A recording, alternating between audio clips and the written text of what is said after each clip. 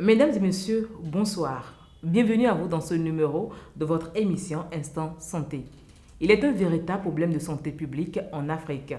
Le paludisme a des conséquences graves aussi bien sur la mère, le fœtus que sur le nouveau-né. Plus d'informations sur le paludisme chez la femme enceinte, c'est tout de suite.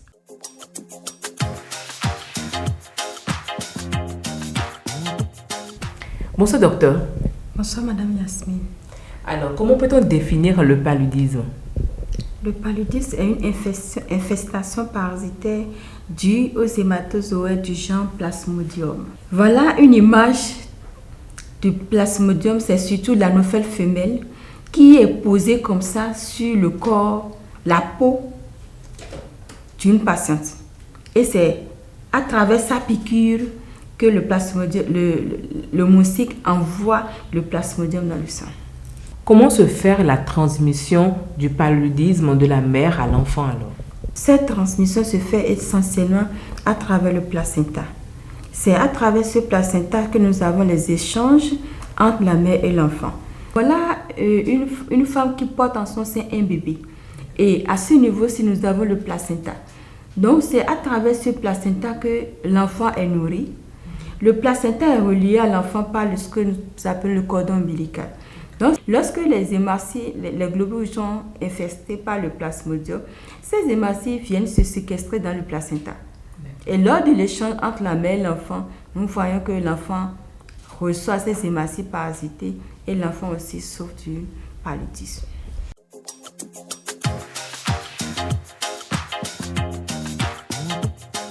Quels sont les signes pour reconnaître le paludisme chez la femme enceinte? Je dirais que les signes du paludisme sont un peu comme les signes de la grossesse. En ce sens que cette femme qui est enceinte, qui souffre de paludisme, nous constatons que ça fait double trouble à son niveau. La grossesse en elle-même peut donner ce que nous appelons les vomissements, peut donner la courbature, tous ces signes. Et le paludisme, chez cette femme qui souffre du paludisme également, nous avons les vomissements qui sont amenés encore par le paludisme chez cette femme enceinte. Donc, ça fait double trouble. Nous avons les maux de tête qui s'associent encore chez cette femme enceinte, ce que nous appelons les céphalées. Nous avons les vomissements graves, nous avons une courbature généralisée, nous avons une fièvre qui peut aller jusqu'à 40 degrés Celsius. Et il y a des signes graves. Cette femme peut faire ce que nous appelons le neuropaludisme. C'est-à-dire qu'elle présente des crises convulsives, elle se retrouve dans un coma et on peut même aller jusqu'au décès. Quels sont les signes pour reconnaître que le bébé que porte cette femme a également été contaminé? C'est après la naissance, vu que la mère est infectée, nous faisons rapidement les prélèvements chez le bébé. Il faudra faire un prélèvement au niveau du talon du bébé et regarder vraiment si dans le sang il y a une infection ou pas.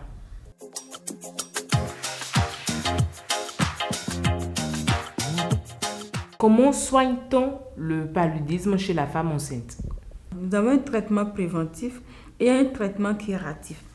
Nous allons parler du traitement curatif. D'abord, le traitement curatif, c'est un traitement qui est fait sur le champ parce que la personne présente des signes du paludisme. N'oublions pas qu'il faudra que le diagnostic soit sûr. Étant donné qu'il y a beaucoup de signes qui se confondent au paludisme, le diagnostic doit être certain. À travers un prélèvement, parmi les prélèvements, nous avons ce qu'on appelle le test diagnostic rapide. C'est un peu comme ce que nous faisons comme les tests de grossesse. Nous avons le prélèvement pour faire la goutte épaisse densité parasitaire ou le frottis sanguin. Et puis, c'est tout cela qui nous donne un diagnostic sûr que cette femme qui est en état, qui est enceinte, fait le paludisme.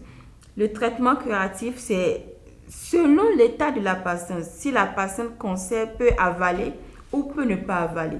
Si cette patiente peut avaler, nous avons les combinaisons à base d'artémisine qu'elle peut prendre matin et soir pendant 3 jours. Maintenant, si cette patiente ne peut pas, cette gestion qui est malade ne peut pas avaler, nous procédons au traitement parentéral. On lui donne les choses par la veine. Voilà. Ce qu'il faut donner par la veine, nous pouvons utiliser aussi les artesunates injectables. Nous pouvons utiliser artéméthée injectable ou on peut utiliser aussi la quinine injectable. Et c'est selon le poids de la patiente que nous calculons pour faire le traitement.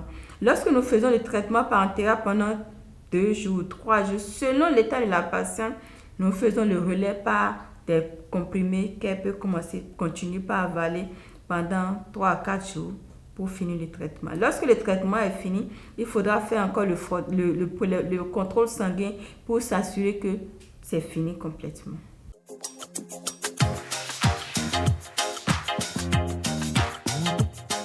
Tout à l'heure, vous nous avez parlé du traitement préventif. C'est le moment de donner quelques conseils à nos téléspectateurs pour éviter de faire le paludisme, surtout chez les femmes enceintes.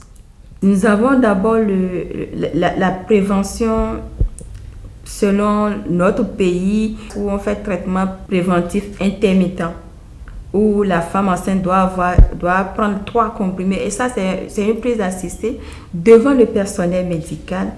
Et elle commence par prendre ça dès le 4e mois de la grossesse ou dès qu'elle commence à sentir son bébé bouger.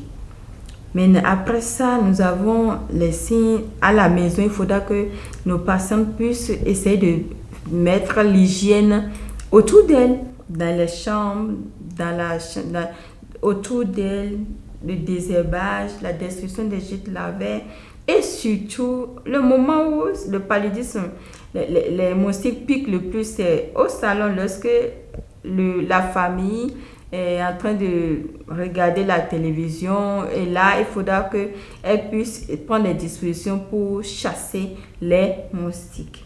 À l'endroit de ces femmes enceintes, c'est d'éviter l'automédication. Éviter surtout l'automédication parce que lorsqu'elles commencent à sentir les signes tels que les maux de tête, les céphalées, la fatigue, les vomissements, peut-être que ce n'est pas encore le début de la grossesse, elle ne se connaissait pas encore enceinte, mais parfois elle commence par avaler tout ce qu'elle veut, oui, j'ai le palud, alors que c'est un début de grossesse et parfois ça nous donne des trucs graves comme des avortements et puis voilà. Il faut qu'elle évite l'automédication dès les premiers signes qu'elle se présente à l'hôpital pour que le personnel médical puisse faire le diagnostic correct du paludisme avant de traiter. Si malgré tous ces signes, on fait le prélèvement, il n'y a pas de paludisme dedans, on ne va pas la traiter pour un paludisme. On va la traiter pour autre chose. Merci. Merci, docteur Massimière Serwe. Je rappelle que vous êtes médecin gynécologue. Merci.